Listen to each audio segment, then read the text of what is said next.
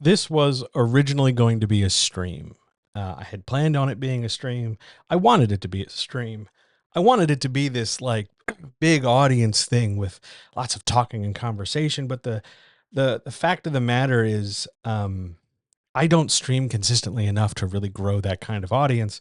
And frankly, as exciting as that sounds, I get nervous.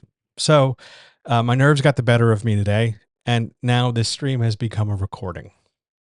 Today, I want to talk about the sort of four categories or four umbrellas of common plot mistakes that you possibly might be making and not even realizing it. But rather than just give you kind of a broad sort of do it better, do it different kind of advice, I want to give you something really practical. I want to really give you some tools to specifically analyze what you've got on the page or analyze the plan for what's going on the page so that you can figure out how to do it better and avoid these mistakes that you could be making, because they are fixable mistakes. We'll talk about that, but they're real common. We'll talk about that too. First, though, I want to tell you about the Patreon, patreon.com/John helps you write better.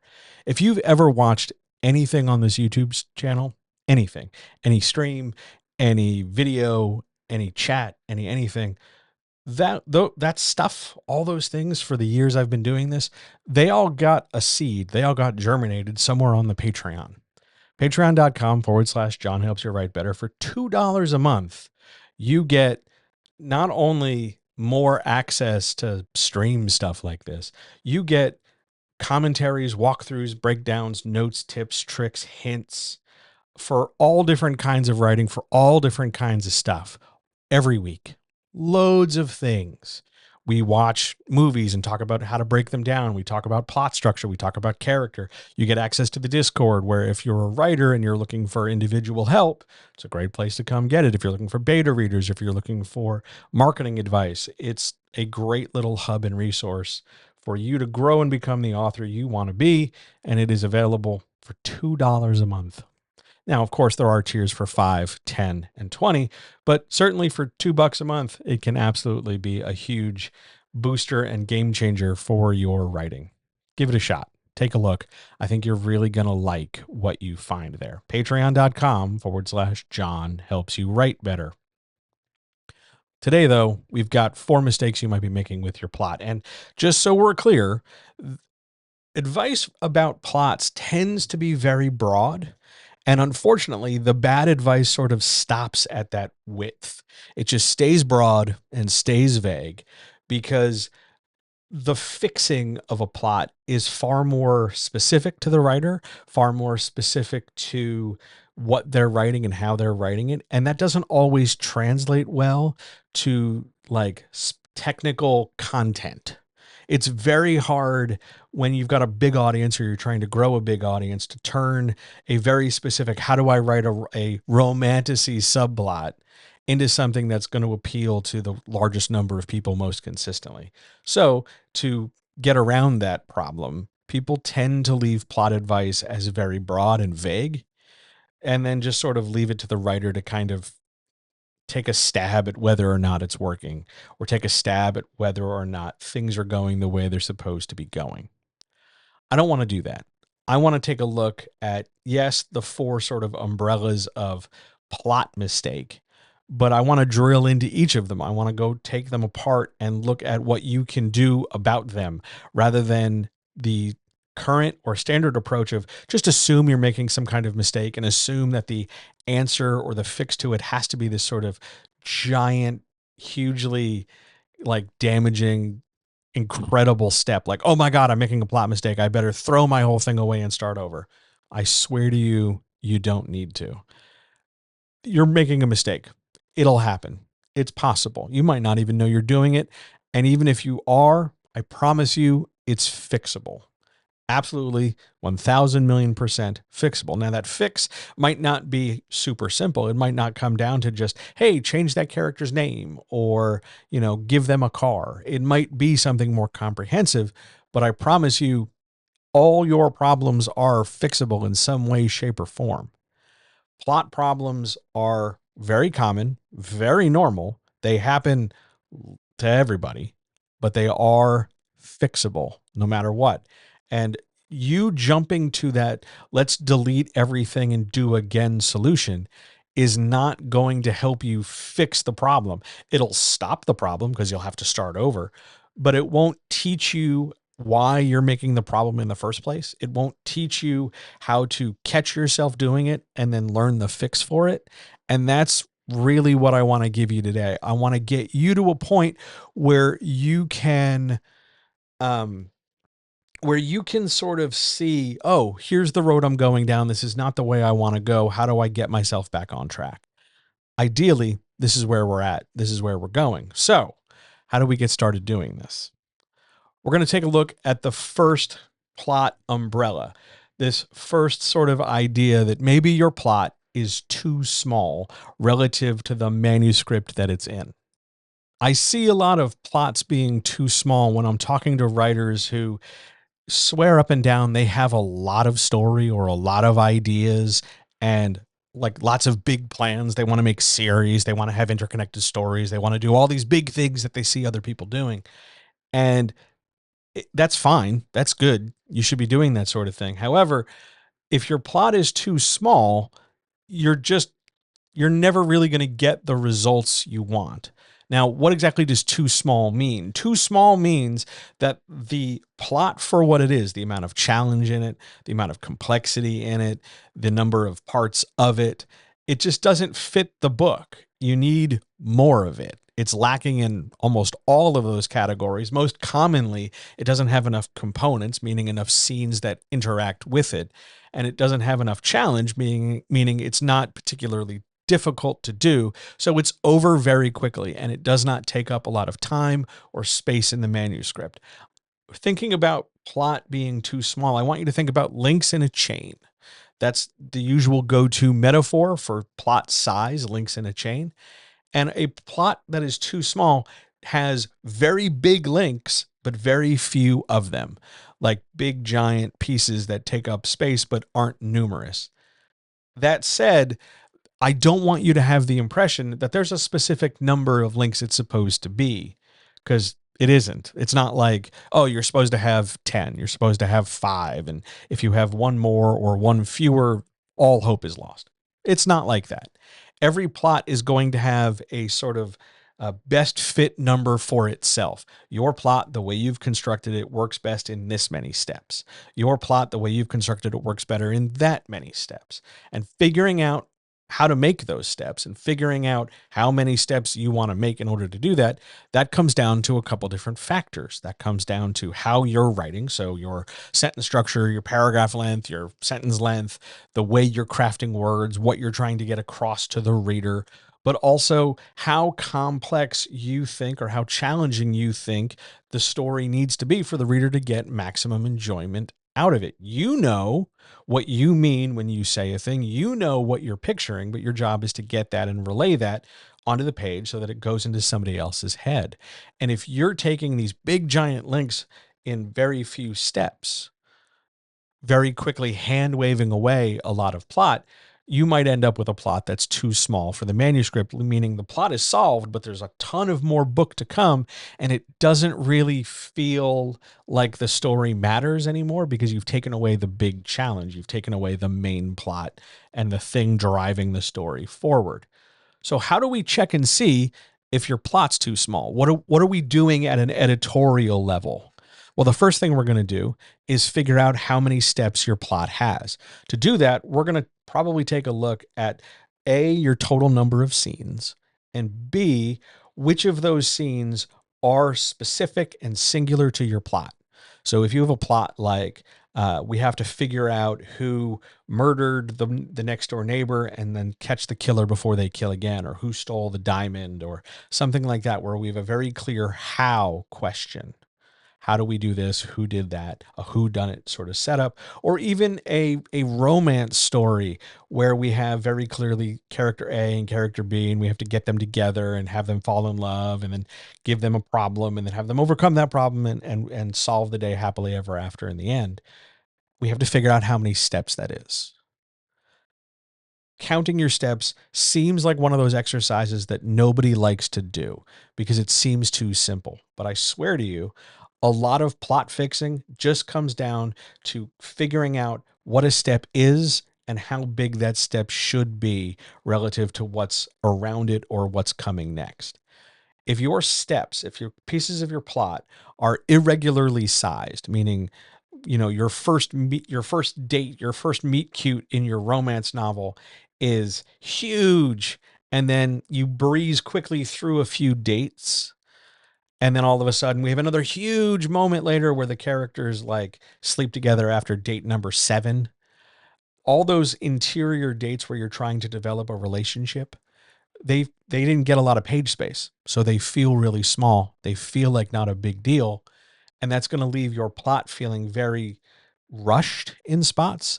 And a plot that is often too small is often rushed. We'll talk about rushing more specifically when it comes up, but we want to make sure you have some amount of steps in your plot that make your plot feel like it's a big deal, like it matters to the characters, that it is a thing that will take them some time to do.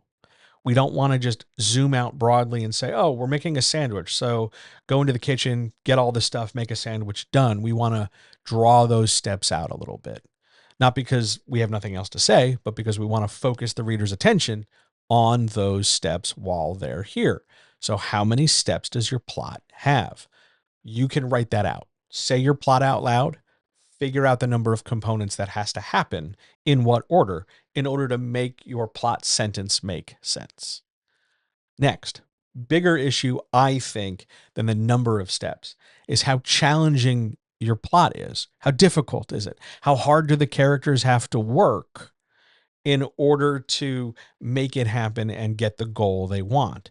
If your plot isn't much of a challenge, either because you've made your characters so super powerful or so super talented that it's nearly impossible to make them break a sweat in any way, shape, or form, or if you've talked about your plot so broadly that, like we used with the sandwich example a second ago, we're just making a sandwich, 1, 2, 3, no challenge, because we're not identifying the components. We're not making it difficult or individual.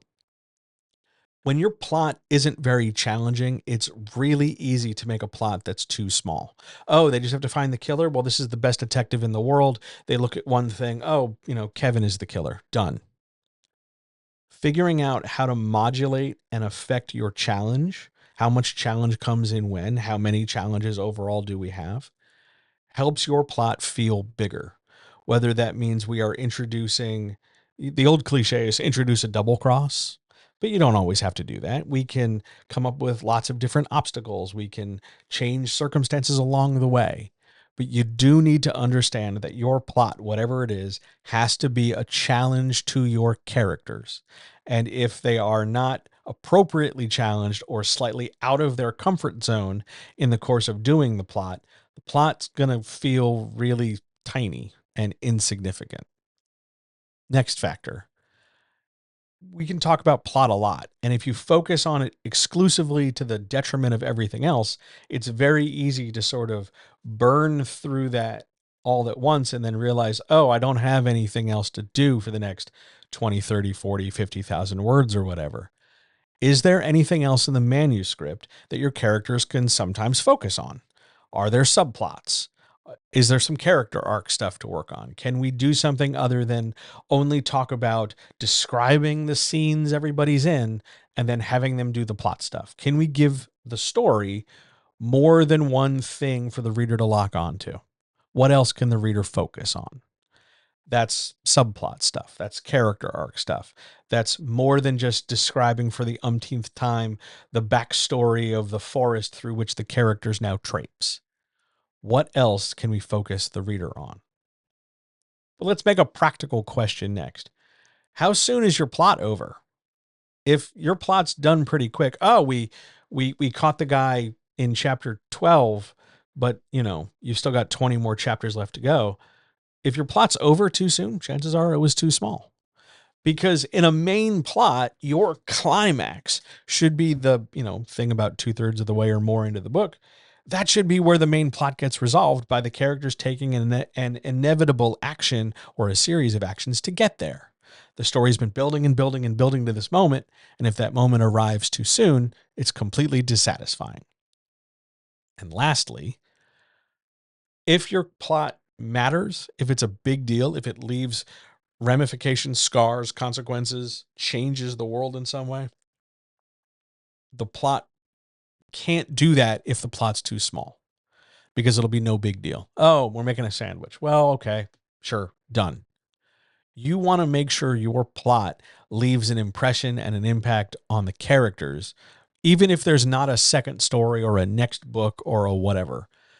The characters and the world should be affected by the plot.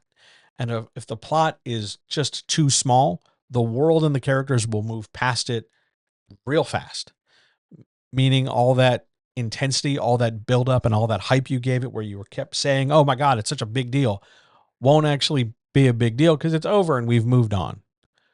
Your plot needs to be sized by steps in order to get things adjusted, stretched, expanded to fill your manuscript.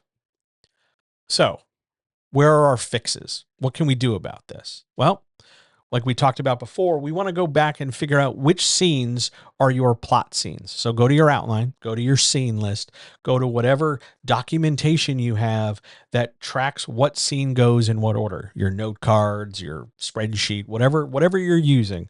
And please, oh please, I hope you're using something. But whatever it is, which of your scenes are plot scenes? Which are the scenes where the plot happens, where characters work on the plot? How are they spaced out? Are they all sort of clumped next to each other and then they disappear for a while and then they come back? Because that's not great either.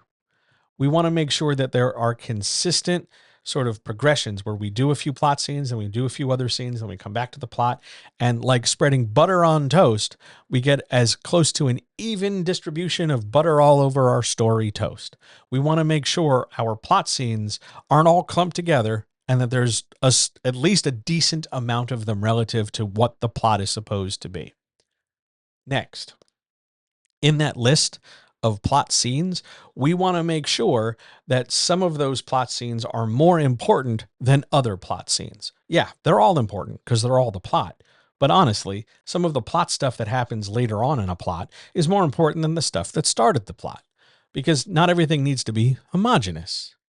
So those key scenes, sometimes they're called tent poles, sometimes they're called signposts, but basically they're the scenes where definitely, absolutely something positive and big is happening. How many of those do you have? Chances are, if you don't have a lot of them, the plot's over and done with. We don't want that. So look for key scenes, critical things. And if you're about to say, well, my entire plot feels critical, chances are your plot's too small to begin with, because if everything is critical, we don't really get a sense of why it's critical, how it's critical, or what we're going to do about it. Space it out and vary the challenges, vary the stakes, vary the difficulty. It'll make a difference in how you construct the story. On a more technical level, we want to make sure that in those scenes, every character has a goal. Everywhere, character should have a goal. Any scene they're in, does every character have a goal? And do those goals take effort? Do we have to work hard to accomplish what we want for the characters? They have to struggle. They have to break a sweat. They have to gain new information. They have to risk something. There's a possibility they could fail. It can't just be, master super awesome bad guy, master super awesome good guy, do the things they are super awesome at, and there's no problem whatsoever because the good guy just wins. Make sure your goals for each scene and each character in each scene require some effort. Too often, a lot of writers don't risk their characters enough. They're afraid that they'll become, I guess, unlikable, or they'll be bad in some way if the characters fail, because I guess that's not cool, or the reader won't stick around. And I promise you, they super will, because human experience, reader experience, is that sometimes stuff fails and sometimes stuff is hard. And showing that sort of difficulty and having the reader's experience with challenge reflected back to them keeps them engaged. So make sure all your characters, whenever they show up, they have goals, and it takes some effort to accomplish those goals. If you want to get more practical, then we can take a look at the construction of the story beyond just the scene count. We can take a look at the climax of the story. Where is it? If you haven't written it yet, what is it? Where is it supposed to be? And then from there, we can work backwards. So if the climax takes place on the roof of the building in the rain and it's a big confrontation, how did we get there? What was the scene that comes right before it? Is that the moment where the killer runs and there's a chase scene? And then if that's the case, then how do we get there? What's the scene before that? Is that the moment where the detective says, aha, that's the killer? Okay, if that's the scene, how do we work backwards from there? And you walk back one step at a time, one scene at a time, one idea at a time to get to where the climax should be. Then you're just going to count. So climax and then climax minus one, minus another, minus another. Then you just count your numbers and go, okay, how many steps is that? Are we too quickly at the beginning of the book? Does that number feel right to me to cover and organize my story? That's going to tell you right away if your plot's too small, because you just count the number of and then what happens, or the number of how did we get here's. It makes a huge difference very, very quickly. If that's too linear, or if you don't have a climax kind of in place, you're sort of not there yet writing wise, think about your story in terms of end results. How do you want the book to end? How do you want the character to be? And then again, repeat the same process, work backwards. So if my character is supposed to end up, doing, losing a limb and, watching the house burn down, how did we get there? Okay, how did we do that? How did we do that? Just walk backwards as far as you can, either through the stuff you have not written yet or through the stuff you have written. Consequences and resolutions being the main currency of plot. They're the end result of the pull the lever, win the slot machine jackpot. By tracking your consequences and resolutions, you get a sense of the size and scale of your plot. If your plot's too small, you're not going to have a lot of resolution, not going to have a lot of consequences. Let's go to the next big thing. What if your plot's too big? This happens a lot, probably more than anything else. People love to make these giant, huge plots to demonstrate how good they are as a writer, or how intense they want to be, or their big giant plans for their career. They love to make stuff just huge and complicated and messy, and they end up having to do some really weird things, and I don't think they really stop and consider it. Like, for instance, I've talked to writers whose idea for their second book is to finish the plot of the first book. Like, the first book just ends rather than resolves, and you have to go buy a second book in order to get the story. And one of the things I always ask a writer in that case is, do you see other people doing that? Do you see lots of other books doing that? Do you see lots of other successful books doing that? Chances are you don't, because that's not normally how these things are done. You don't have to reinvent the wheel, and you don't have to make your plot so big that it can't be over by the time the book is done.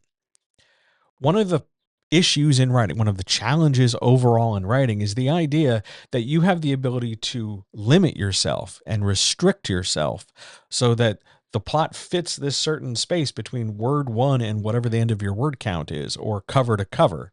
Your plot exists within the limitations of your story, and it might be easy to get fanciful or poorly disciplined and over imaginative and just stretch the story out into 10, 15, 20 books and fantasy heartbreakers and this unending chain of, well, then there's this and there's this and what about this and here's 45 other things.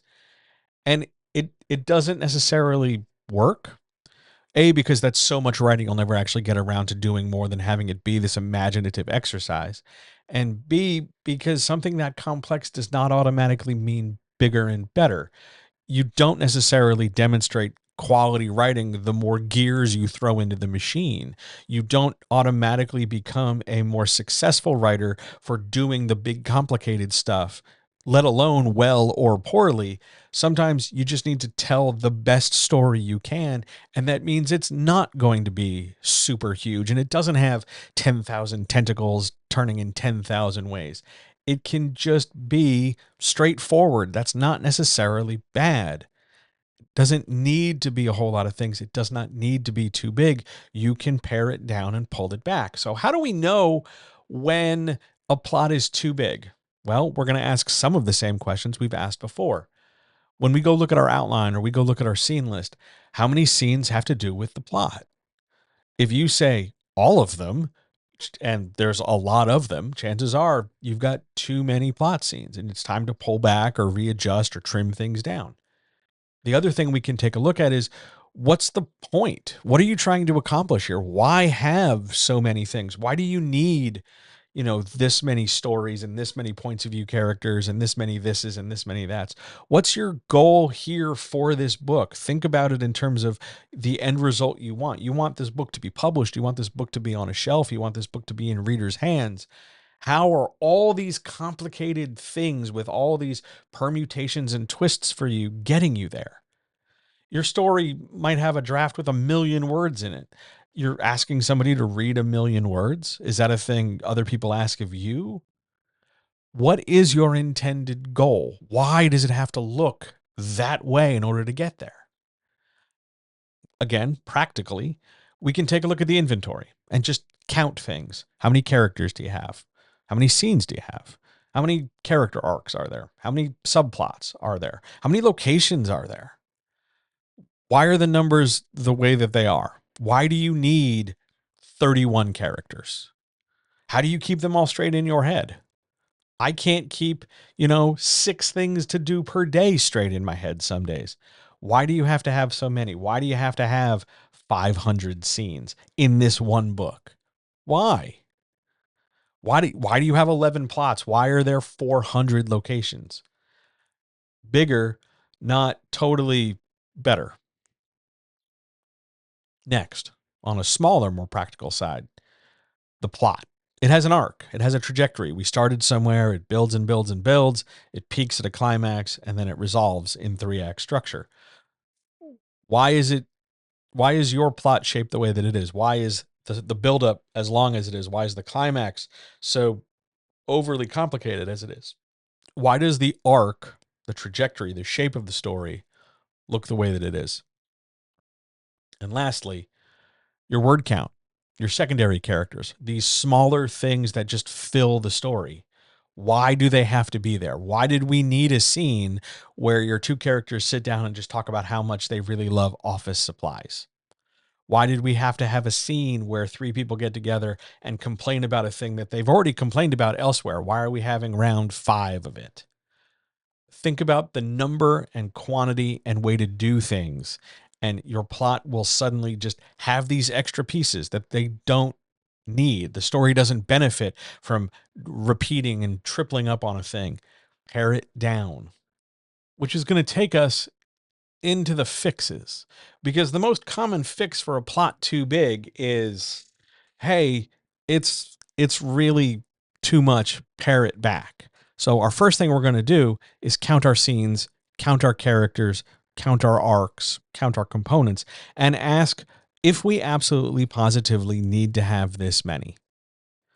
I do want to point out that fixing a plot that is too big is really where we start getting into the nitty gritty of editing and making aggressive cuts. We'll talk more about aggressive cuts when they come up later, but you've got to start cutting things. If it's just too big, rewriting alone isn't going to fix you. And I don't mean like, oh, I have 85,000 words and I need to get it to 84,000 words. You can rewrite and trim down there. I'm talking like you have 120,000 words and it needs to be 90,000 words.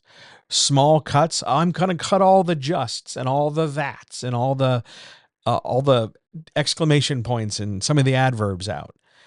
Cutting like that is not going to find you 3,000 words or 5,000 or 10,000 or more. It's just not.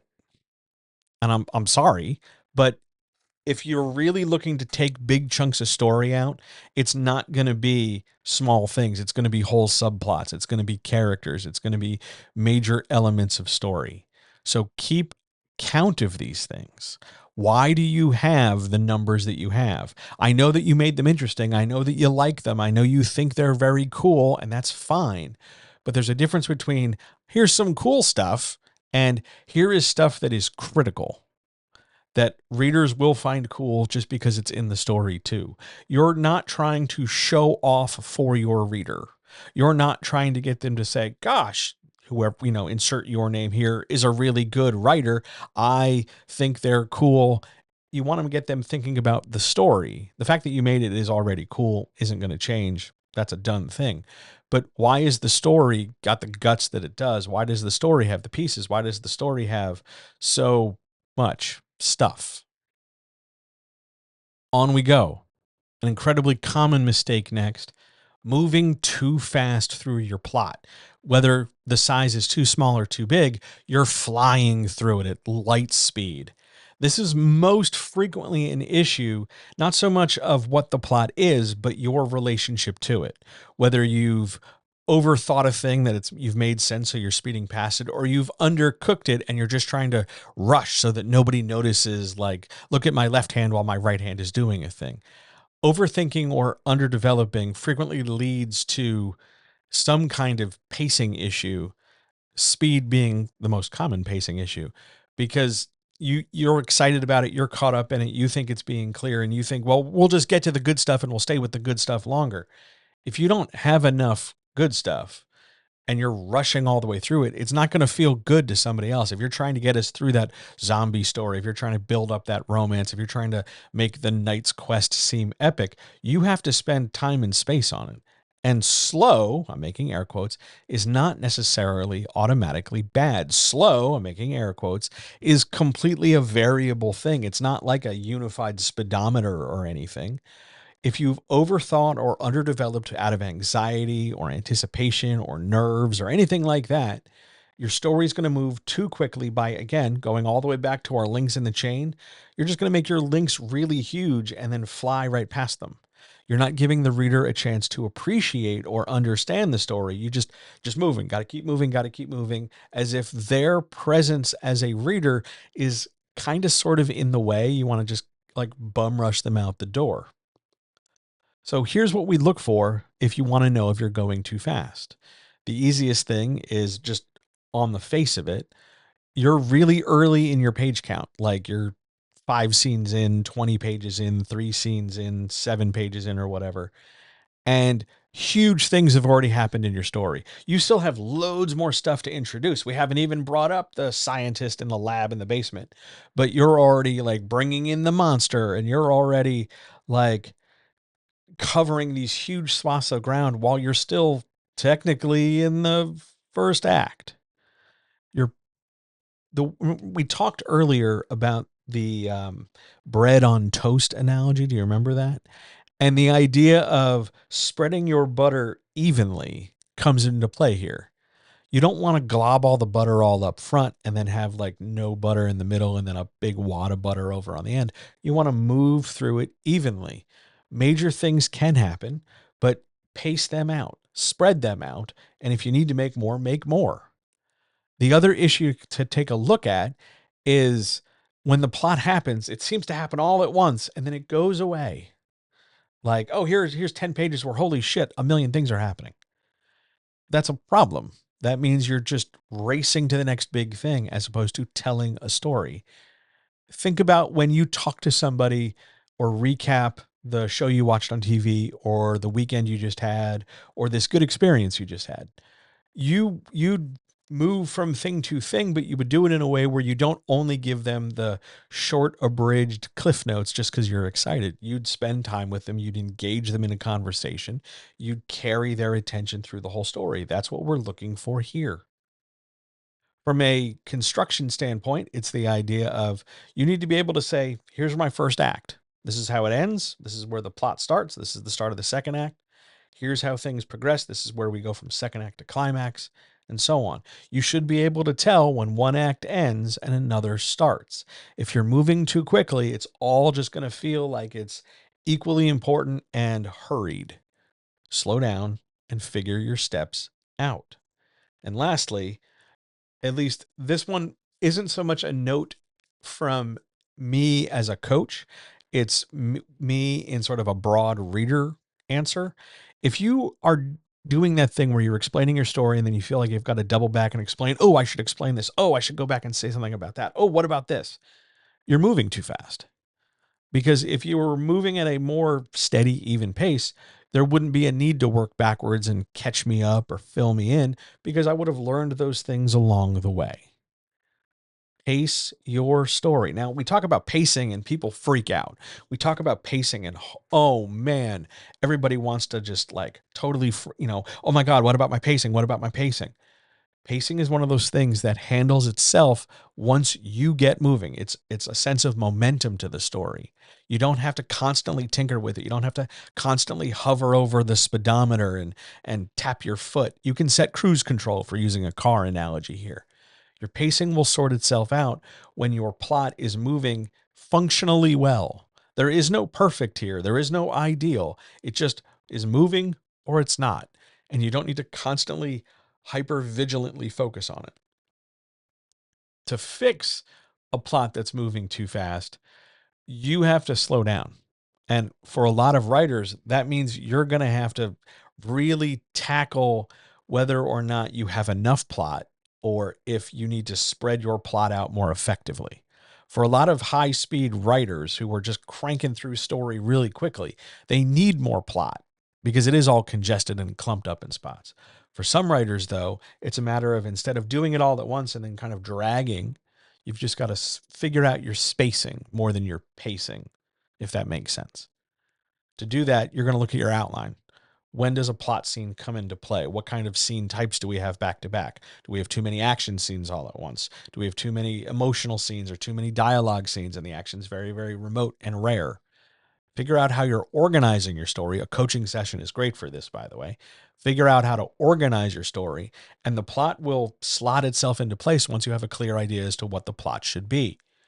You might also want to consider looking at your organization and fiddling around with your challenge, making it harder for the characters, making them less competent, giving them more obstacles, and then generally trying to, from there, build a certain amount of structure into the story. What if they weren't so good at things? What if some unexpected stuff happens? What if, narratively we threw this wrench into the works as opposed to complicating it with more things? You do, however, well, I can't guarantee this, but I can tell you that it's really common that you might have to really poke your own thinking with a stick in terms of how you think stories should be and how you think your writing is. For a lot of writers, they get very self-critical at that. They get very aggressive, mean with themselves. Oh, I suck as a writer. I'm terrible. This is bad. Because what they're looking at and what they're trying to do is pace a story that in their head makes sense, but they're failing to translate it to the page, which is a technical issue as opposed to like a mental one. You get your story. Your job is to relay it to a reader. And often the act of relaying it to a reader is going to be done in a way that feels slower to you, but that's because you have more complete knowledge than the other person does. Challenge your writing assumption as to how the story should be, could be, or is, because your perception may not be accurate based on fear, anxiety, baggage, whatever. And you will find that your plot can be constructed fairly effectively with a minimum of major tweaks and maybe just a little bit of expansion here and there. And lastly, if you're going too fast, you need diversity in your story. This is not a, a major claim that you need more representation. You do. That's a different issue for a different day. This is more a matter of, do you have the same kind of action scene over and over? Do you have the same kind of character beat over and over? And we're just, 5 different flavors of the same thing. Diversify your subplots, diversify the challenges, diversify your outcomes. Don't have things always go the same way. Even if we're, changing the nature of who comes in at the last minute and creates a cliffhanger. If you're going from cliffhanger to cliffhanger to cliffhanger over and over and over again, you might speed up doing that because you know what's coming. And the reader, by the way, will also speed up reading because they know what's coming. I want to point out that that is incredibly fixable and incredibly, incredibly common. You want to set that up in such a way where you're not overthinking what the plot is. Do I need to add a monster? Do I need to add another sibling to this family? Should I make the dog a different breed of dog? Should I add another room? That's not the fix here. It's the way you are translating it from your brain to the page.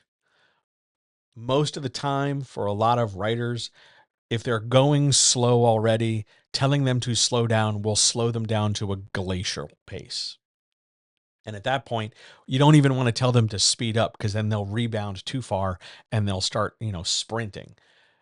If you're worried about going too fast, look at the detail, the level of detail you're giving, and look at the level of complexity you've got. Do we really need to have like a full transcript of the conversation between character one and character two? Do they really need, in this moment, in this context, to cover all the ground they have?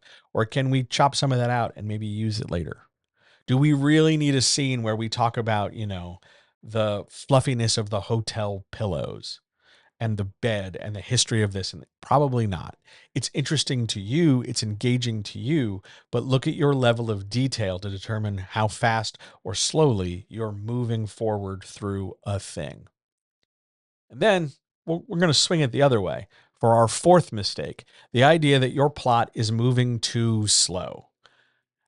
I've seen this more and more lately because people come into the act of writing with a preconceived notion that they can't go quick, so they're oversensitive to speed, which makes them end up going super slow.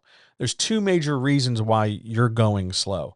Either it's by choice, you're worried about going too fast, so you're forcing slow, or you're doing it by design. You've made the plot too big and it just takes forever to get through all its complexities. Most of the time, when your plot is, Goldilocks, neither too slow nor too fast, it handles itself. It, other than you setting up, well, here's the challenge, here's their steps to resolve it, and here's what the story is, it doesn't need more tinkering past that. So usually we're looking from an editorial perspective at either your choice to go slow and kind of like ride your brake hard, or by design, and you've just made a thing that's too complex. So how do we know if we're going too slowly? Level of detail is through the roof. You've gone through everything in painstaking detail, especially if you're the sort of writer who's telling yourself or other people, I have to make sure the reader gets this. The reader needs to know this. The reader has to understand. I want the reader to understand.